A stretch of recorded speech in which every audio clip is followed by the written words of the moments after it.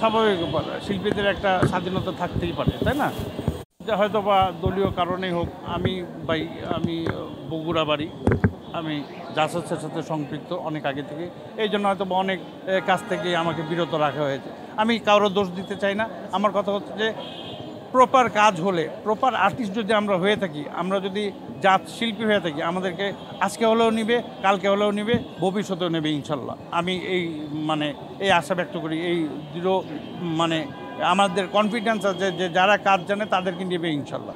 আমার একটাই কথা, আমার ডন একটা সাইন আছে, ডন হচ্ছে যে সবসময় সত্য সুন্দর সৃষ্টির পক্ষে থাকবে ইনশাল্লাহ। আমার কথা হচ্ছে যে বিগত সময় যারা ভুল করে গেছেন, যারা শিল্পীদের সাথে অসৎ আচরণ করে গেছেন, আমরা তাদের মতন হতে চাই না। আমরা চাই আমাদের হৃদয়টা আরও বড় হোক, আমরা শিল্পী, আমাদের শিল্পীদের হৃদয় আরও বড় হোক। আমরা সবাই মানে ক্ষমার দৃষ্টিতেই দেখতে চাই সবাই।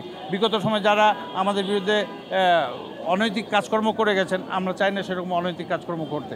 আমরা চাই মেরিট যারা মেধা সম্পন্ন তাদেরকে সুযোগ করে দেওয়ার।